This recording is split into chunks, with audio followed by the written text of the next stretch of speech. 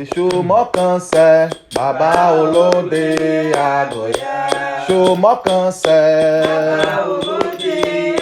Èṣù.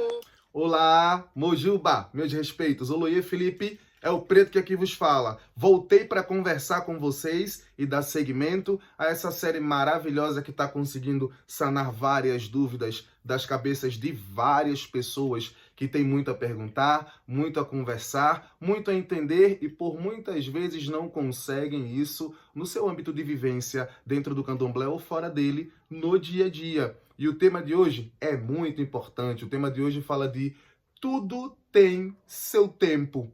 Pensando nisso, e sei que você ficou interessado em ouvir a minha visão, a visão do Ebeaê Arabô Orixá, quanto a esse assunto, independente de tudo aquilo que façam ou pensem nas outras casas. Não estamos aqui para impor verdade absoluta para ninguém, e sim para impor a nossa visão, o nosso módulo de pensar, de agir e de fazer acontecer para com o Orixá. Peço para você que se inscreva no canal, que deixe seu like, ative o sininho e se gostar do vídeo, compartilha para o seu amigo assistir. Isso vai ser muito bom tanto para você como para ele. Aqui a gente está acostumado a conversar assuntos que não é conversado no dia a dia no candomblé, nem entre os grandes, nem entre os pequenos, porque isso pode quebrar a firma de dinheiro que o culto ao orixá tem se tornado aqui no Brasil.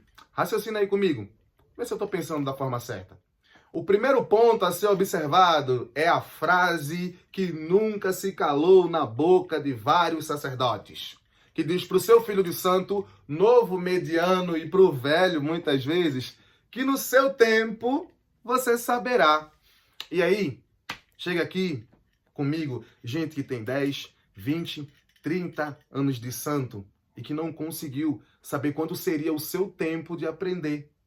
Porque o pai de santo, a mãe de santo, ele foi guardando aquilo que poderia gerar uma renda para ele enquanto aquele filho não soubesse. Durante anos, o tempo passou, por muitas vezes eles foram embora para o Orum e não passaram aquilo que deveriam ter deixado como sabedoria para que seus filhos se sucedessem bem dentro da vida espiritual.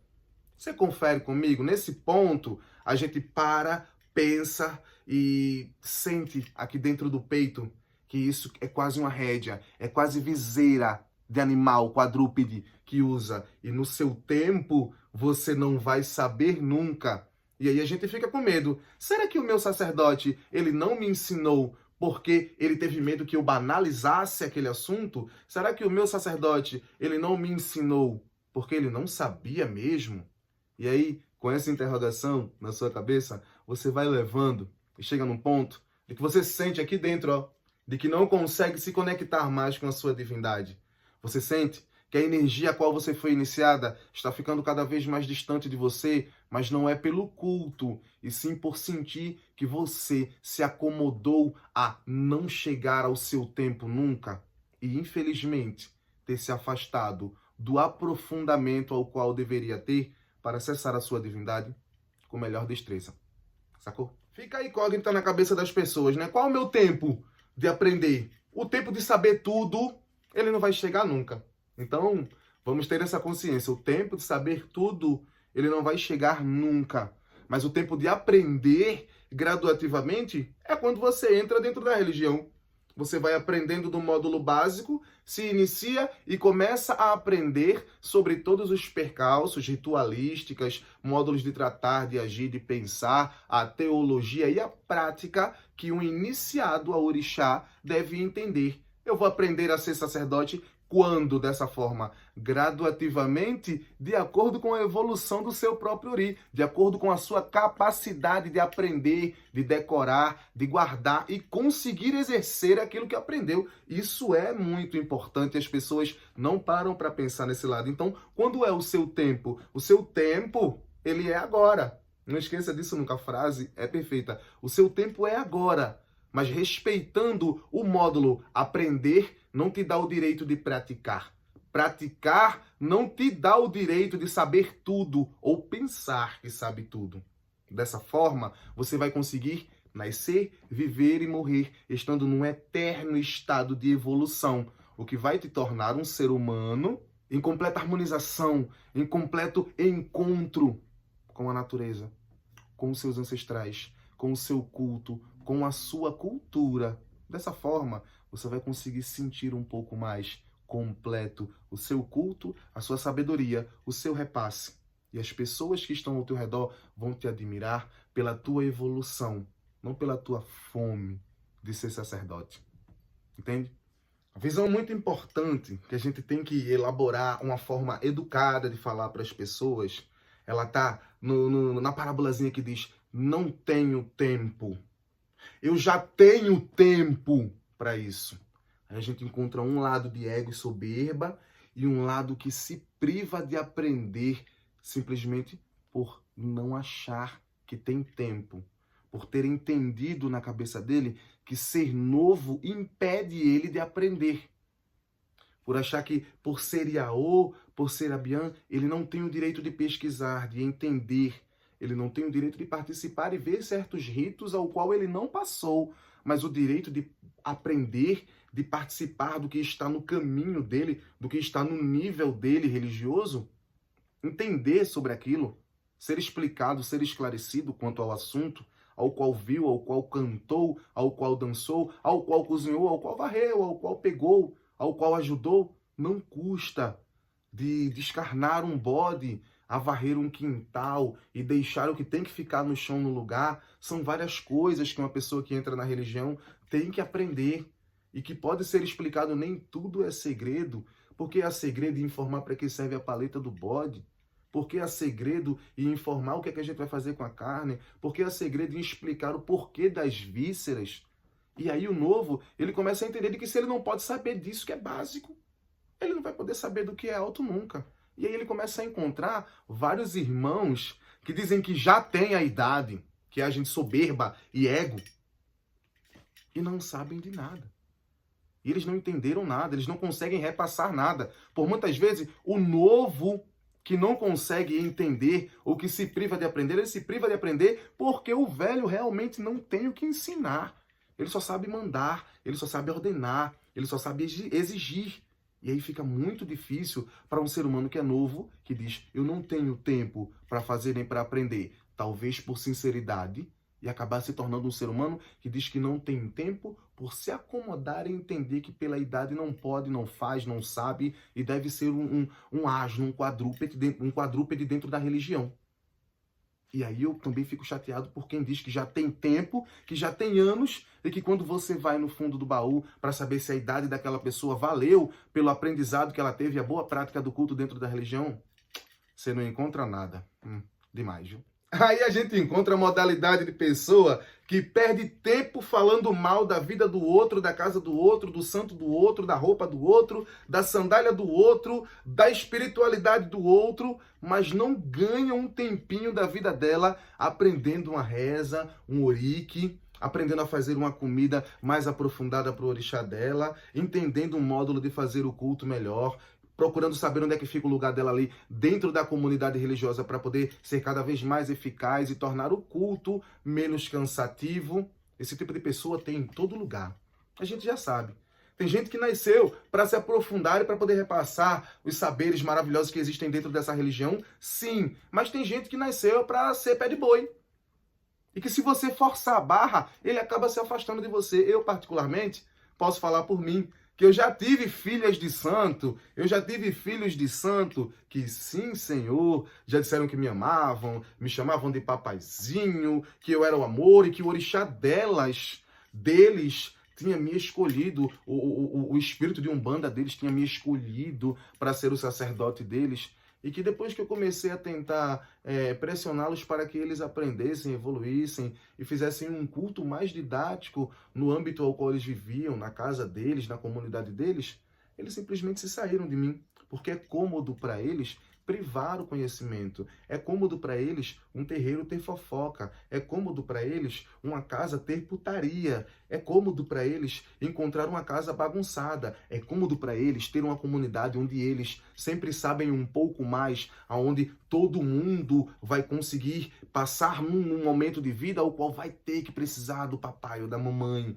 Eles nunca vão conseguir entender como, talvez da forma mais simples, se sobressair sozinho quando não puderem chegar até o papai, até a mamãe. mamãe, quando não tiverem condição financeira nem mental para ouvir o que o papai ou o que a mamãe vai mandar fazer, vai fazer ou vai dizer. Não é muito fácil para todo mundo, né? E aí, por pensar dessa forma, eles se afastam de mim. As pessoas se afastam de mim justamente pelo fato de eu querer que elas aprendam, de eu querer que as pessoas que estão com elas e que elas mesmas sejam independentes. E aí fica difícil, porque a gente conhece várias pessoas aqui que querem e têm a plena vontade, elas são acomodadas a serem pessoas que não sabem muito, mas querem ser do santo. Elas são acomodadas a serem pessoas velhas que não entendem muito e usam a sua idade como arma para se defender. Usam as vivências grotescas de momentos que não ensinaram nada dentro do orixá para elas como a arma para se defender de qualquer coisa que tente, talvez não denigrir, mas pôr aquela pessoa no lugar dela,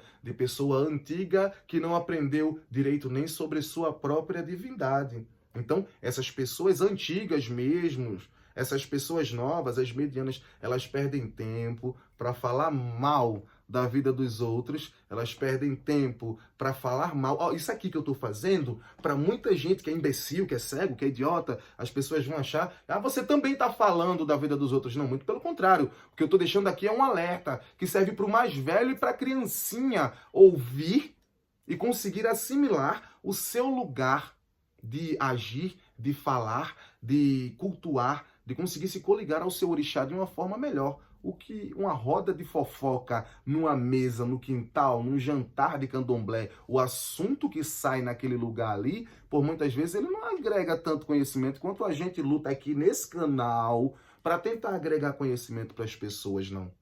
Mas aí é mais fácil perder o tempo falando da vida do povo, da casa do povo, tentando gongar a casa dos outros, o modo dos outros de fazer, que tem gente maluca, tem gente marmoteira mesmo, mas aí eu creio que se a gente tentasse, se nós tentássemos cada um evoluir dentro do seu próprio culto, da sua própria casa, elucidar e evoluir cada vez mais a sua própria comunidade sobre os seus próprios orixás, nós seríamos muito mais prósperos e felizes do que tentando falar mal ou dizer que a minha casa é certa e que a casa do outro é errada. Não, essa é a minha visão do culto. Eu estou explanando porque eu tenho coragem de botar a cara para bater.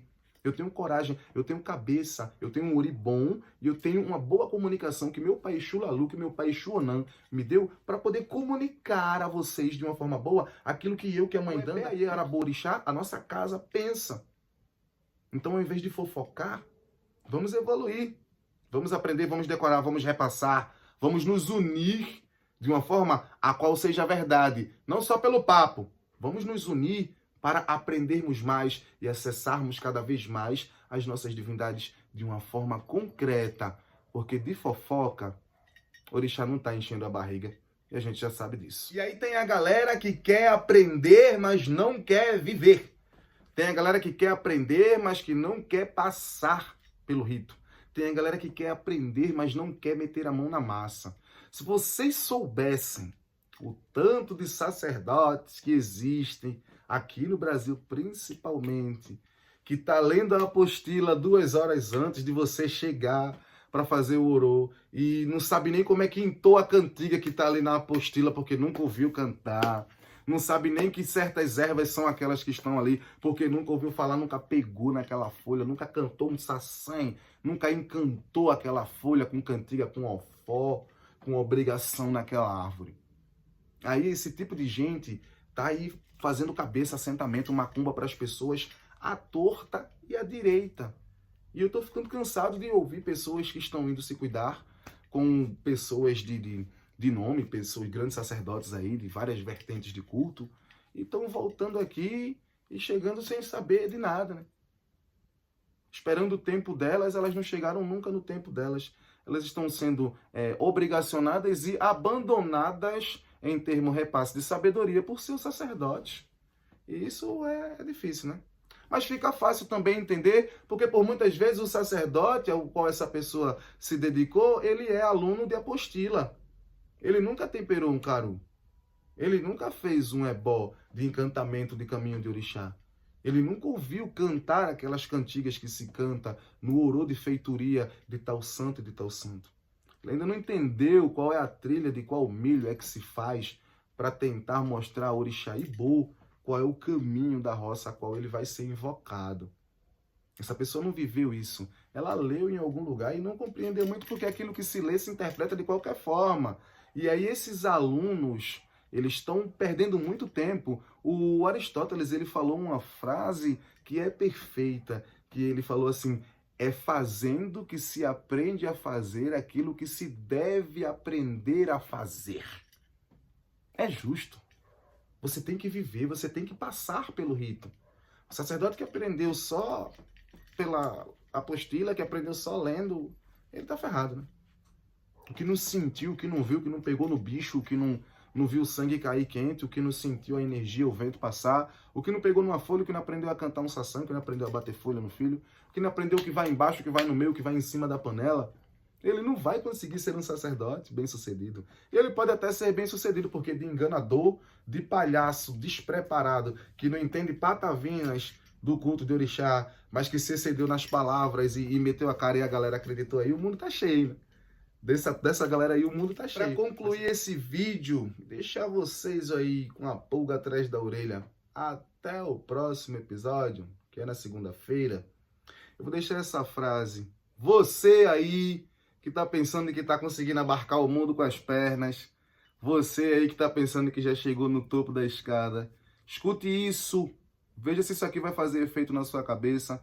Você velho, você velha, você mediano, você mais novo, que pensa que tá lá na frente, que ainda não chegou nem na metade e irá no fundo do tacho. Escute aí, veja se você aprende a caminhar. Na passada do Ibi, ele chega onde ele quer. Muitas vezes a lebre corre demais e cai do barranco e morre. Outro ponto que eu vou deixar para você observar é esse daqui. Não esqueça nunca que os ignorantes que acham que sabem tudo, eles se privam de um dos maiores prazeres da vida, que é aprender. O Loiê Felipe foi o preto que aqui falou e deixou mais um papo para vocês aí. Eu espero que ajude. Se inscreve no canal, ativa o sininho, curte, comenta, compartilha isso aí para o seu irmão, para o seu pai, para sua amiga, porque aqui nosso intuito é agregar conhecimento. Obrigado por assistir e até a próxima. Exu Mocancel. Claro.